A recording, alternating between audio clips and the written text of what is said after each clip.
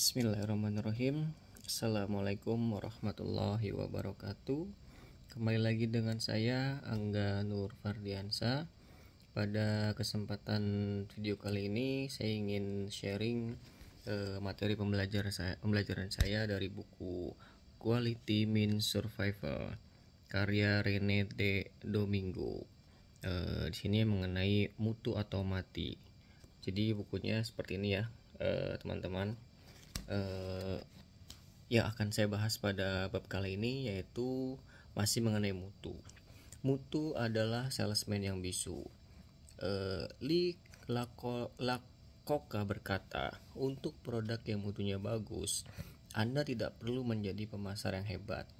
Aktor Will Rogers sudah terlebih dahulu menyuarakan hal yang senada.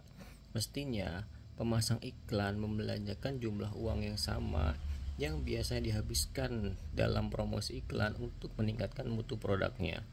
Dan selanjutnya mereka tidak perlu memasang iklan lagi. Shigiro Tori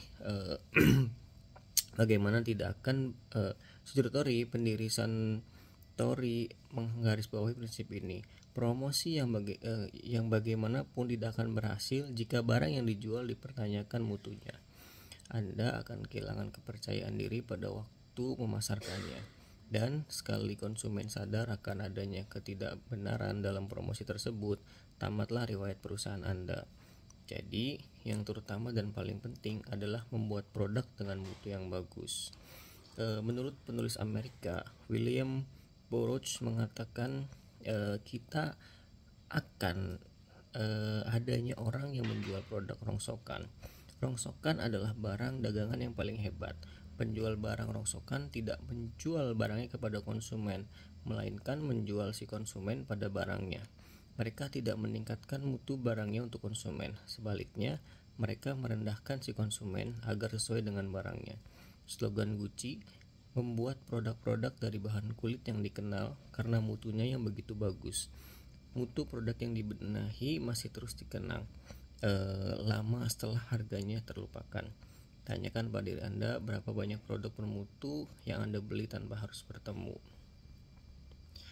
Lalu berikutnya adalah mutu adalah juru damai. Mutu membawa kedamaian dan keserasian dalam organisasi. Mutu menghentikan perdebatan antara bagian-bagian yang bertikai dengan mengajak mereka menjadi supplier dan konsumer satu sama lain. Tidak ada satupun bentuk pelatihan atau pidato-pidato yang dapat mengalahkan mutu dalam soal menggalang kerjasama tim. Perusahaan yang berorientasi pada mutu bisa menjalin hubungan damai dengan semua pihak yang berkepentingan dalam perusahaan, yaitu para stakeholder, para konsumen, para dealer, pihak manajemen, karyawan, dan lain sebagainya. Lalu yang berikutnya adalah mutu adalah investasi yang paling menguntungkan. Seorang pendidik ternama dari Amerika, Nicholas M. Butler, mengatakan bisnis yang didasarkan pada pelayanan bakal berhasil, sedangkan bisnis yang berorientasi semata-mata pada keuntungan biasanya akan gagal.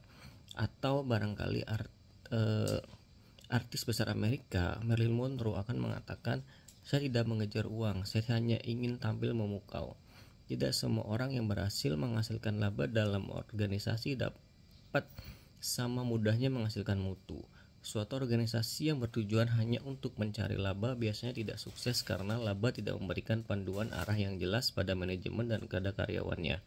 Kita harus bisa bersaing dalam hal mutu dulu. Sebelumnya kita harus berjuang agar kita juga bisa bersaing dalam soal harga, biaya, atau kecanggihan teknologi. Pendek kata, bicaralah soal mutu dahulu sebelum kita bicara soal keuntungan. Ini tidaklah mengherankan karena biaya yang timbul akibat produk yang tidak memenuhi standar mutu disebut juga sebagai biaya mutu. Dapat mencapai 30% dari total nilai penjualan. Organisasi yang berorientasi pada mutu dapat menekan biaya secara dramatis. Dengan meningkatkan mutu, sekalipun tidak terjadi peningkatan dalam penjualan, perusahaan bisa melipat gandakan laba mereka. Return on Quality (ROQ) adalah yang tertinggi. Mutu barangkali dapat menjadi upaya terakhir Anda, pilihan terakhir untuk meningkatkan laba. Oke, teman-teman, mungkin untuk kesempatan video kali ini saya cukupkan. Selanjutnya saya akan membahas mengenai Mutu adalah strategi global yang unggul, mutu adalah tema yang abadi, dan mutu adalah majikan, eksportir, dan pembayar pajak terbesar. Oke, terima kasih banyak. Mohon maaf jika ada kesalahan. Wassalamualaikum warahmatullahi wabarakatuh.